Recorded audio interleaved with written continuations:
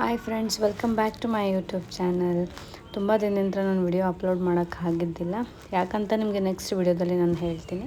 So ದಿಢೀರ್ ಅಂತಂದೇಳಿ ನಾವು ಮನೆ ದೇವ್ರಿಗೆ ಹೋಗೋ ಪ್ಲ್ಯಾನ್ ಮಾಡ್ಕೊಂಡಿದ್ವಿ. ಹಾಗಾಗಿ ನಮ್ಮ ಮನೆ ದೇವರು ಬಿಜಾಪುರದ ಹತ್ರ ಬಸವನ ಬಾಗೇವಾಡಿ. ಸೊ ಹಾಗೆ ನಾವು ಆನ್ ದ ವೇ ನಮಗೆ ಬಾದಾಮಿ ಎಲ್ಲ ಸಿಗುತ್ತೆ. ಸೊ ಹಾಗೆ ನೋಡ್ಕೊಂಡು ಹೋಗೋಣ ಅಂತ ಪ್ಲ್ಯಾನ್ ಮಾಡ್ಕೊಂಡಿದ್ವಿ, ನಾನು, ನಮ್ಮ ಹಸ್ಬೆಂಡ್ ಮತ್ತು ನಮ್ಮ ಅತ್ತೆ ಮಾವ.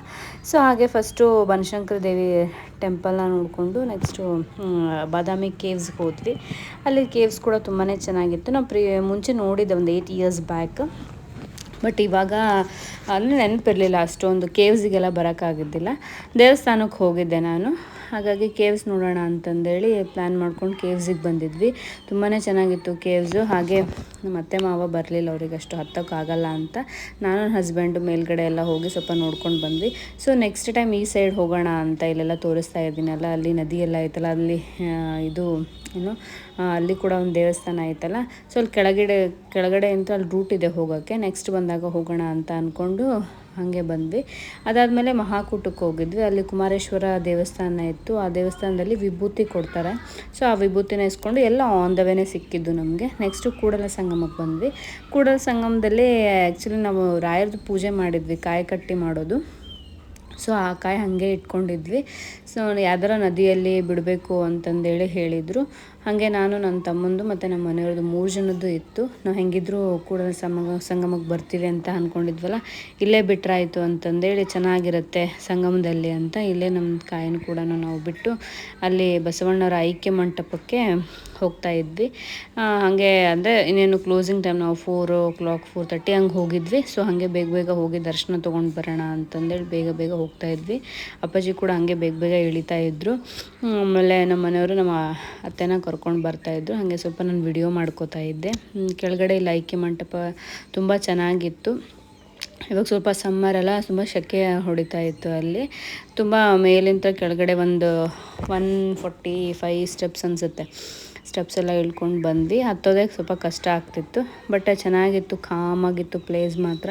ತುಂಬ ಜನ ಇದ್ದರು. ಸ್ವಲ್ಪ ಸಮ್ಮರ್ ಆಗಿದ್ದಕ್ಕಿಂತ ಏನೋ ಜಾತ್ರೆ ಗೀತ್ರೆ ಇತ್ತು ಅಕ್ಕಪಕ್ಕದಲ್ಲಿ, ಗೊತ್ತಿಲ್ಲ, ಬಟ್ ತುಂಬ ಜನ ಇದ್ದರು. ನೆಕ್ಸ್ಟ್ ಅದಾದಮೇಲೆ ನಾವು ಬಾಗೇವಾಡಿಗೆ ಬಂದು ಅವತ್ತು ನೈಟೆಲ್ಲ ಸ್ಟೇ ಆಗಿ ರೂಮೆಲ್ಲ ಮಾಡಿಕೊಂಡು ಬೆಳಗ್ಗೆ ಬೇಗನೆ ನಮ್ಮದು ಫಸ್ಟ್ ಪೂಜೆ ಇತ್ತು. 6 to 7 ಪೂಜೆ, 1 ಅವರಲ್ಲೇ ಅಭಿಷೇಕ ಮುಗೀತಿತ್ತು. ಹಾಗೆ ಬೇಗ ಬಂದಿದ್ವಲ್ಲ, ಸೊ ದೇವಸ್ಥಾನ ಹಾಗೆ ವಿಡಿಯೋ ಮಾಡ್ಕೋತಾ ಇದ್ದೆ. ದೇವಸ್ಥಾನ ಮಾತ್ರ ತುಂಬ ಚೆನ್ನಾಗಿತ್ತು, ತುಂಬ ಪೀಸ್ಫುಲ್ ಆಗಿತ್ತು ಅಂತ ಹೇಳ್ಬೋದು. ಎಲ್ಲ ಕಲ್ಲಿಂದ ಕಟ್ಟಿರೋದೆಲ್ಲ ತುಂಬ ತಣ್ಣಗಿತ್ತು. ಅಭಿಷೇಕ ಕೂಡ ಸ್ವಾಮಿಯವರು ತುಂಬ ಚೆನ್ನಾಗೇ ಮಾಡಿಕೊಟ್ರು. ಹಾಗೆ ಅಭಿಷೇಕ ಎಲ್ಲ ಮುಗಿಸ್ಕೊಂಡು ನಾವು ನೆಕ್ಸ್ಟು ಬಸವಣ್ಣರ ಹುಟ್ಟಿದ್ದ ಮನೆ ಇರುತ್ತಲ್ಲ, ಅಲ್ಲಿ ಮನೆಗೆ ಹೋಗಿದ್ವಿ. ಅಂದರೆ ಲಾಸ್ಟ್ ಟೈಮ್ ಬಂದಾಗ ನಾನು ಅದನ್ನು ನೋಡಿದ್ದಿಲ್ಲ. ಈ ಬಾಗೇವಾಡಿ ಬಸವಣ್ಣನ ದೇವಸ್ಥಾನ ಮಾತ್ರ ನೋಡ್ಕೊಂಡು ಹೋಗಿದ್ವಿ. ಸೊ ಆ ದೇವಸ್ಥಾನ ಕೂಡ, ಅದು ಬಸವಣ್ಣ ಹುಟ್ಟಿರೋದು ಮನೆ ಕೂಡ ತುಂಬ ಇವಾಗ ಗೌರ್ಮೆಂಟ್ ಆಕ್ಯುಪೈ ಮಾಡಿರೋದ್ರಿಂದ ತುಂಬ ಚೆನ್ನಾಗಿ ಡೆವಲಪ್ ಮಾಡಿದರು.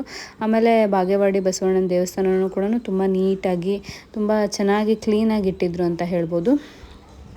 ಅಲ್ಲಿ ರೂಮ್ಸ್ ಫೆಸಿಲಿಟಿ ಇದೆ, ಬಟ್ ಬಾತ್ರೂಮು ಅದೆಲ್ಲ ಸ್ವಲ್ಪ ಹಿಂದ್ಗಡೆ ಇದೆ. ಹಾಗಾಗಿ ನಾವು ಬೇರೆ IBಯಲ್ಲಿ ರೂಮ್ ಬುಕ್ ಮಾಡ್ಕೊಂಡಿದ್ವಿ. ಅದಾದಮೇಲೆ ಫಸ್ಟು ಅದು ದೇವಸ್ಥಾನ ಆದಮೇಲೆ ನಾವು ಇಲ್ಲಿ ಹುಟ್ಟಿದ ಜನ್ಮಸ್ಥಳಕ್ಕೆ ಬಂದಿದ್ವಿ. ಇಲ್ಲಿ ಕೂಡ ಫಸ್ಟು ಅವ್ರು ಹೇಗೆ ಹುಟ್ಟಿದ್ರು, ಆಮೇಲೆ ಅವ್ರದ್ದು ವಿದ್ಯಾಭ್ಯಾಸ ಎಲ್ಲಿ ಕಲ್ತಿದ್ರು, ಆಮೇಲೆ ನೆಕ್ಸ್ಟ್ ಅವರು ಯಾವ ಊರಿಗೆ ಹೋದರು, ಬಾಗೇವಾಡಿ ಬಿಟ್ಟು ಕೂಡಲ ಸಂಗಮಕ್ಕೆ ಹೋದ್ರು, ಅಲ್ಲಿ ಏನೇನು ಮಾಡಿದರು ಅಂತ ಎಲ್ಲನೂ ಅಲ್ಲಿ ಭಾವಚಿತ್ರಗಳನ್ನು ಹಾಕಿ ಮತ್ತು ಎಲ್ಲ ರೈಟಿಂಗ್ಸ್ ಎಲ್ಲ ಬರೆದಿದ್ರು.